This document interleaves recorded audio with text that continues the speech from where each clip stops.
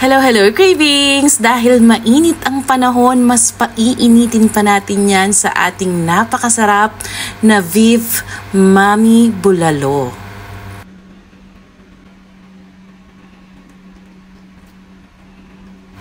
Meron tayo dito syempre ang ating baka, meron niyang buto, may bulalo at meron ding laman. Huhugasan muna natin yan at pakukuluan para matanggal yung mga dapat matanggal. Kapag ganito na ang itsura, itatapon na natin yung pinagpakuluan natin at huhugasan natin ulit yung ating mga baka. Lagyan ulit natin ng maraming tubig at lalagyan natin to ng sibuyas, paminta at ng patis. Pakukuluin natin to hanggang lumambot yung ating mga sibuyas.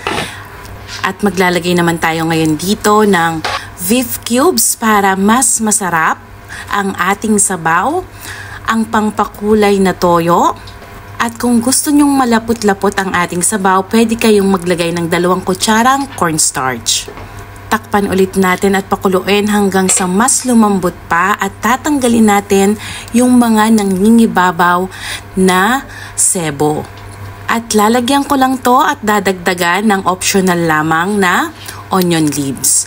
Kung ayaw nyo naman ng onion leaves, pwede nyo nang i-skip kung wala, tapos dagdag lang tayo ng tubig. Kapag nagmamami nga pala kami, gusto namin may gulay para may pagka-crunchy, katulad ng repolyo at saka ng carrots.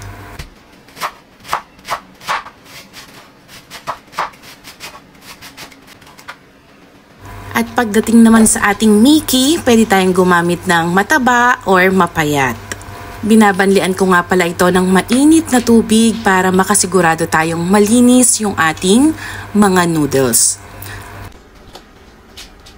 I-check na natin yung ating sabaw na sigurado namang napakalambot na nito at ready to serve na ang ating Beef Bulalo Mami. Matagal nga lang itong pakuluin pero kung may pressure cooker kayo, mas okay kung nagmamadali.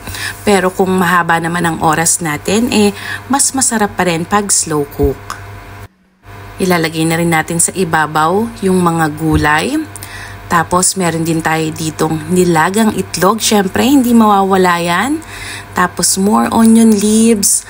Ang magpapasarap palalo na chili oil or garlic chili oil. More sabaw pa at syempre dapat meron tayo ditong kalamansi. Kapag walang kalamansi, pwede na rin ang lemon. Kaya naman kung may time kayo at ayaw nyo nang lumabas dahil sa init ng panahon, sa bahay na lang kayo magluto ng Beef Mami. Sigurado pang unlimited kayo sa sabaw at saka sa noodles. Mapagtaglamig man o mapagtag-init or tag-ulan ay napakasarap humigop ng sabaw ng Beef Mami. Kaya naman cravings, tara na at samahan nyo ko. Magdala kayo ng sarili-sarili nyong mangkok at sabay-sabay na tayong kumain. Thank you cravings!